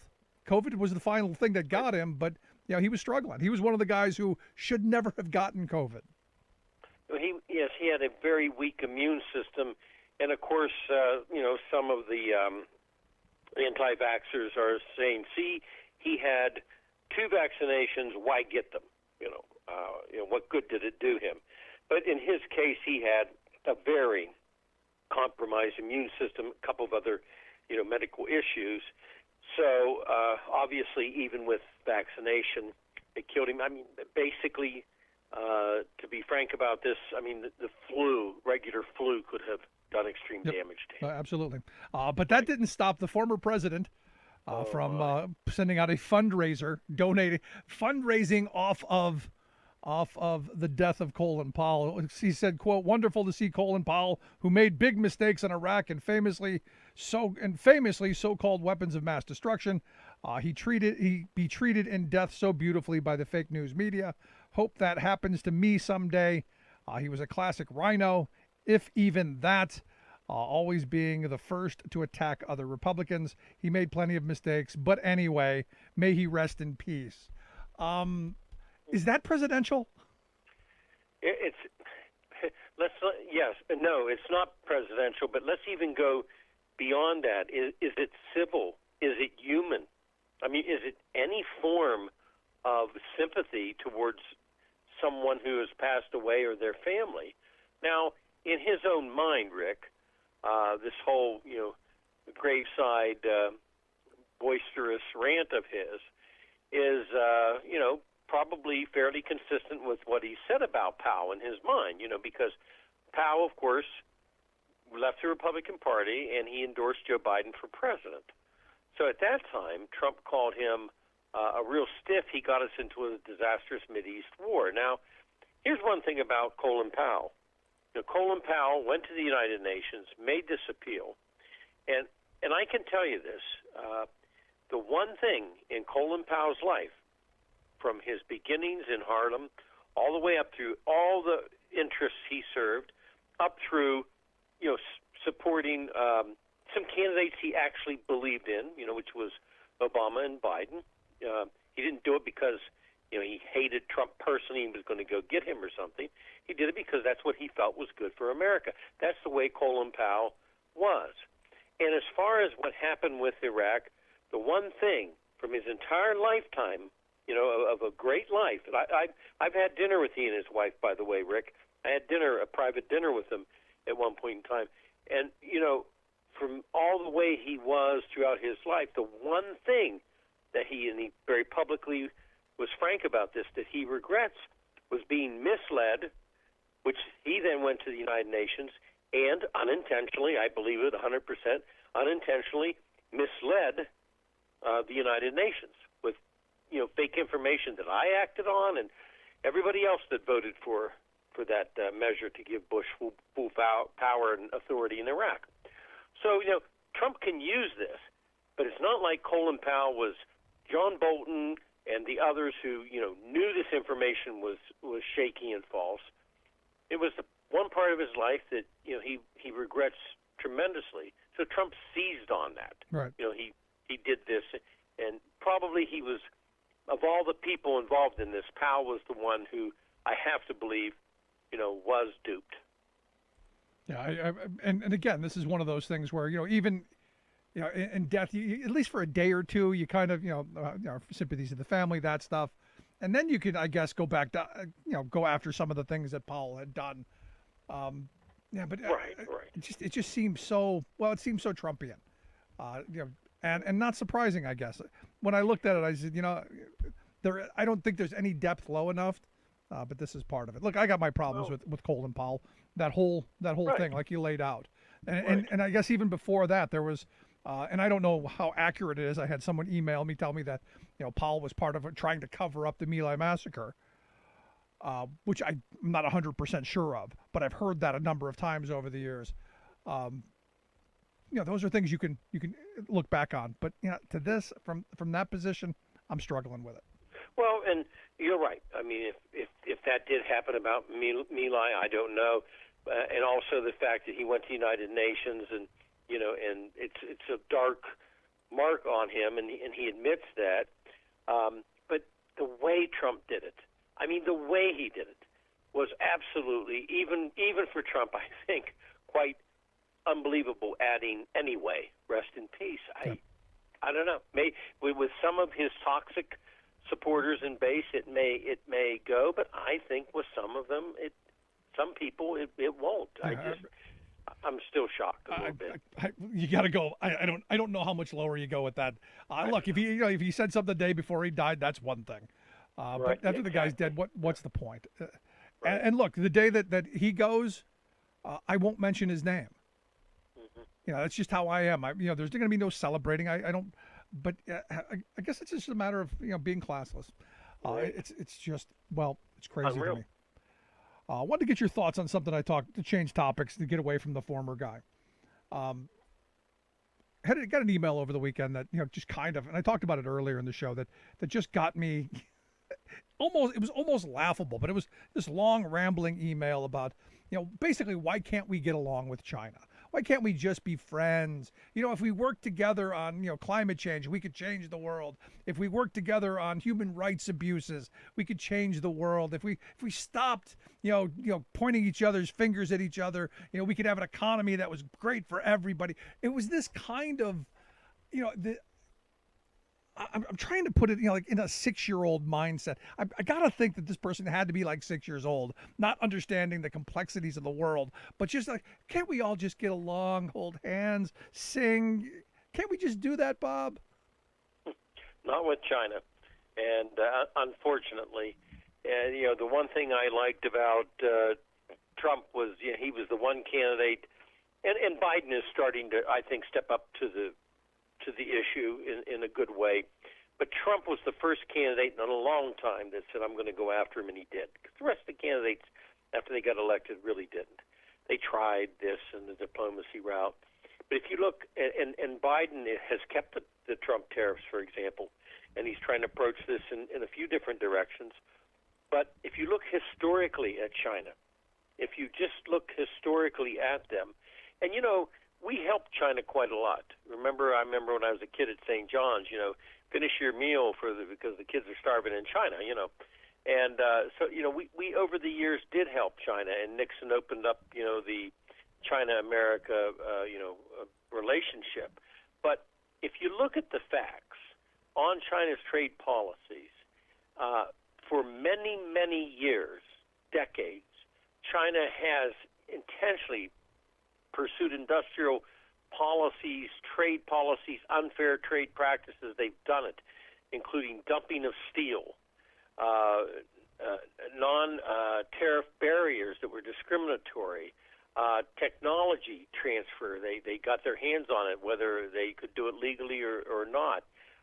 Industrial subsidies, overcapacities. I mean, we can go on and on and on about them. And they have done that. And here's the other thing, too. I mean, it's a communist country that is a hybrid now of, you know, Rick is sort of capitalistic and sort of communistic. But they have slave labor, and a lot of women are retired because they work them 28 days a month with, you know, 1 or 2 days off, and then they turn about 30 years old and they're worn out, you know, 15 cents an hour. I mean, we can just go on and on and on. And their mentality is that they don't care. I mean, the government doesn't care. It's had to satisfy a bit of a growing middle class. But at the end of the day, they just really don't care. They have manipulated the entire scene. And with China, if you give them a little bit, they say, oh, that's nice, you're being diplomatic with us, and then they step on us. Yeah. It's just how it runs. Yeah, I was accused of being overly hyperbolic and destructive China. I diagnosed as overly hyperbolic and destructive Chinophobia. That's what he said that I had. Well, see, you must be contagious because I have it. And I'm going, you know, I've had it for a long time. I'm going, you know, but this is the same stuff that I remember, you know, 30 years ago, you know, that they were saying, you know, all we got to do is, you know, bring them along. You know, the same thing we did with Mexico. You know, eventually, you know, they're going to level off, and you know, we're all going to be the same. We're going to make them like us. It's the same thing corporate America spews at us time and time again, so that they can exploit cheap labor and they can exploit lax environmental regulations. Both are the two drugs that corporate CEOs are hooked on, all the while screwing you and me and every other working person in this country. That's right. And Lucent Technologies came into my office. Oh, Bob, just think how many Americans are going to be employed if we just sell one telephone to, you know, each Chinese person. But I wonder what happened to Lucent Technologies, you know? No, I've got a story about that. I was, you know, back in the early 90s, I was, you know, driving a truck going from, you know, Pennsylvania into New York, and I used to stop at the same place in New Jersey every day. I'd take my break at the same place, and there was a guy came in. He was a low-level executive at Lucent Technologies, you know, like a low level, upper middle management, lower upper, however you want to frame that. He driving a big Cadillac, had this big, you know, 25, 30-foot boat. He had the world by the short hairs, and he had no problem telling me that he had life by the short hairs. Because Lucent Technology was great. He had all this money in his IRA, in his 401k, because they were heavily invested in Lucent stock, and that I should buy some, and all this stuff. And then I stopped seeing him. Oddly enough, right around the time that most of those jobs went to China, I saw him like 6 months later, disheveled, the Cadillac beat up. He lost everything, literally lost everything, because the stock went from like $100 down to $2. He had virtually nothing left. And the indignity that he threw out to me, that was the first time I had heard it. He had to literally train his replacement in China. They flew him to China to teach that person how to do his job for like 1/100th of what he was being paid. Right. And you know, they just screwed so many people over. Of course, they were promoting, you know, American jobs that weren't going to exist. And you remember Dennis Kucinich, yep, former mayor, former congressman. Dennis and I went to the Ohio Department of Safety and Hygiene, and we actually acquired items that had been pulled from Ohio shelves by that division. And they had formaldehyde, dead little chicks filled with formaldehyde that were in Easter baskets that were on the shelves in Ohio. They had teddy bears that had basically sharp razor spikes, through them. Remember the lead-based toys? How about the dogs and cats that were mainly The dogs melamine. that were killed? With the pet food. Yep. I mean, on and on. Does anybody think that those millions of products that came in that China accidentally sent them out? They don't care. No, when They you find just out don't that care. once we send it back, they just send it back again because we catch about 1% of the horrible stuff that comes through. Because guess what? We're not checking every container. There's no way possible to do it. They sample containers, so a lot of stuff gets through that is never even checked. And also the thing that was used, it was used by Republicans and Democrats. We're going to change their behavior. Yep. And when we change their behavior, just think how we're going to help workers over in China. Well, that didn't happen. We didn't change their behavior. We made wealthy people in China get wealthier, but we did not change their basic human rights behavior. Yep. And we made billionaires here too. Let's not forget them, and that's the reason. Because look, our trade policies are doing exactly what they were supposed to do. That's true. Make rich people richer and poor people poorer. That's simple. Exactly. So you're not with the kumbaya where we can all get along? Not there? Yeah, I'm not ready for any kumbaya. I really look at President Xi Jinping, and I think that he is seriously one of the most dangerous people in the world. I really do. I absolutely agree. We talk about Kim Jong-un and everything, but I really think with his aggressiveness, what he's doing with Hong Kong, Taiwan, etc., how they're taking over countries right before our eyes, and what they're doing to their own people, I think he's one of the most dangerous people on the planet. I agree. And we're still bickering over whether we should wear a mask or not. Yeah, that's true. Look how crazy we are. Right. But Bob, as always, I appreciate the input and your expertise. Good stuff, my friend. Well, thank you, Rick. Good stuff. Our friend, former Ohio Congressman Bob Ney. I'd love to hear your thoughts. Can we all just get along? You can email me, rick@thericksmithshow.com. Quick break, right back after this. Stick around. You're listening to The Rick Smith Show. We're working people. Come to talk.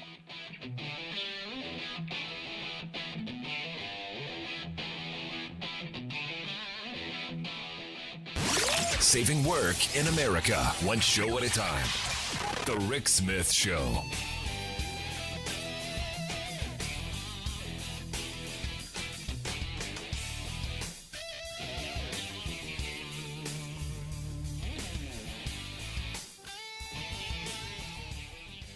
I'm Rick Smith, and this is Labor History in 2.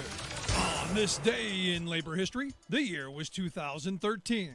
That was the day that two workers on California's Bay Area Rapid Transit, or BART as it is more commonly called, were struck and killed by a train. Christopher Shepard was a BART track engineer. Lawrence Daniels was a contract employee. Both men had years of experience working on the tracks. They were inspecting the tracks when they were hit and killed. Workers who usually operated the trains were out on strike. The Amalgamated Transit Union Local 1555 and SEIU Local 1021 had walked off the job the day before. The strike disrupted the daily commute of 400,000 Bay Area travelers. The unions were on strike for improved wages and safer working conditions. The union wanted bulletproof glass for station agent booths for worker safety. They also asked for improved lighting in the tunnels. According to an article in Mother Jones, quote, a BART spokesman called the safety issues a smokescreen, arguing that contract negotiations were not the place to raise them. In response to the strike, BART was training a replacement worker to run the train when the tragedy occurred. The manager, who was supposed to monitor the unexperienced driver, had left the car. In addition, the National Transportation Safety Board found that BART had no way for workers on the tracks to communicate with the drivers. The family of Lawrence Daniels sued BART, which settled for $300,000.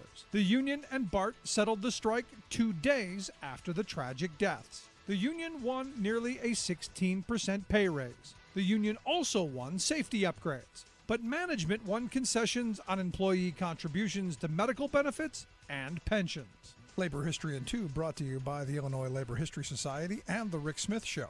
For more information, go to laborhistoryin2.com.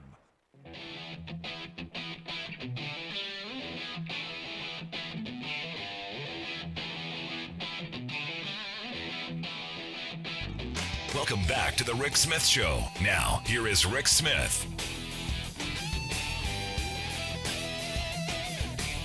So you had about 420 UFCW Local 23D employees in Kentucky who a couple weeks ago went on strike, voted overwhelmingly to reject a 5-year contract offered by their employer, the global spirits producer Heaven Hill.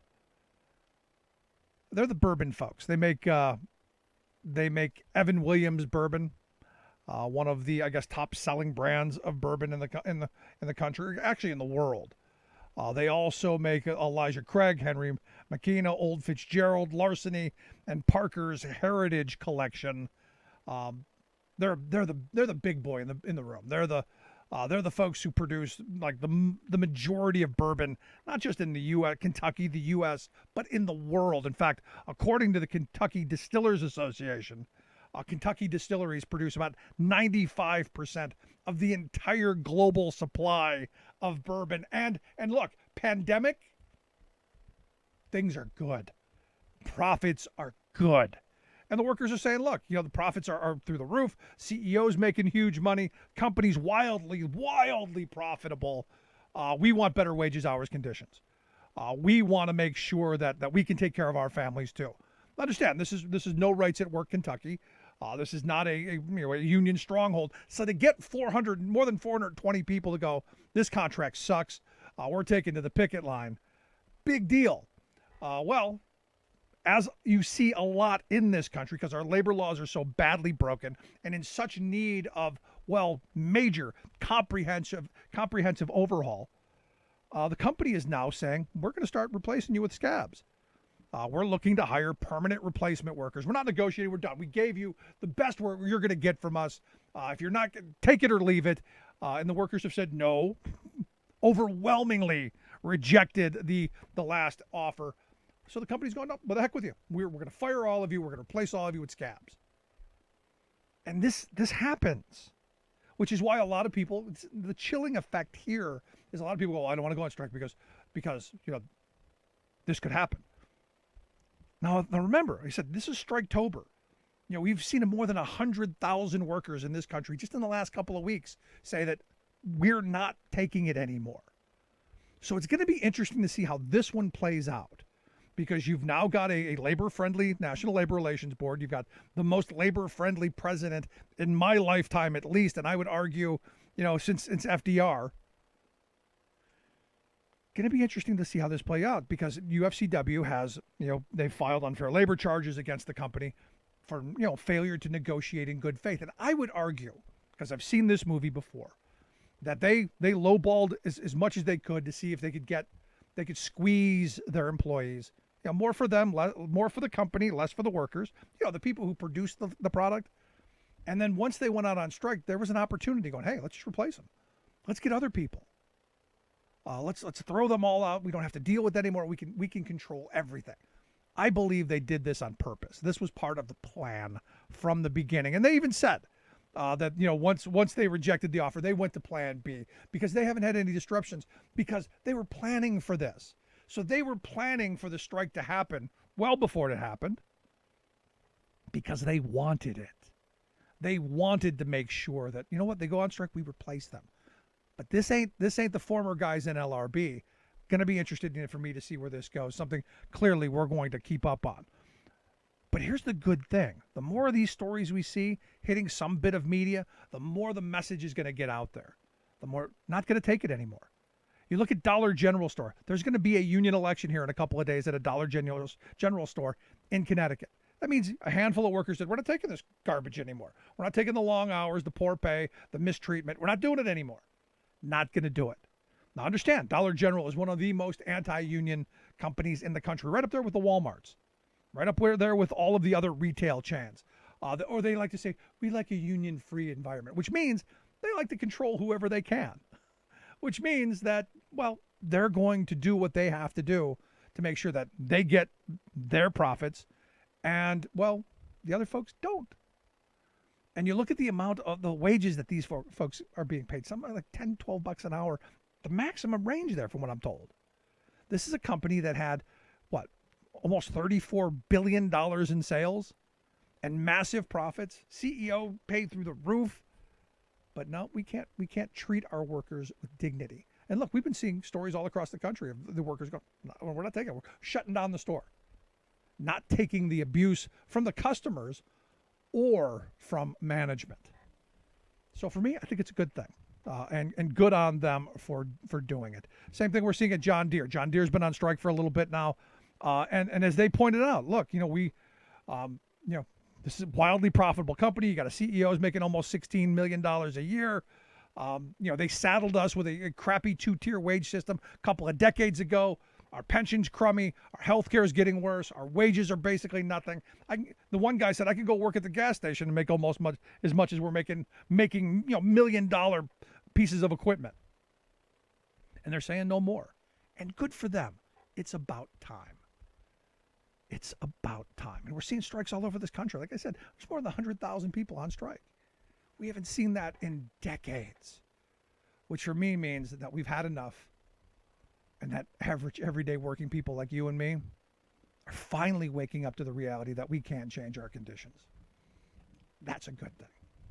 I'd love to hear your thoughts, though. You can email me, rick@thericksmithshow.com. Is there a strike going on in your neighborhood? I'd love to hear it. I'd love to hear about what you're working on and what's coming up in the near future. And we're going to be talking about this stuff because it is really important that we understand. Union job, better life. Union job, better opportunities. Union job, a say on the job. Good stuff. If you missed any of today's program, thericksmithshow.com. That's where you go to get the podcast. The Rick Smith Show app on the smartphone. Take the program on the go wherever you go. And as always, you can email me, rick@thericksmithshow.com. Thanks so much for being here. We'll see you back here next time.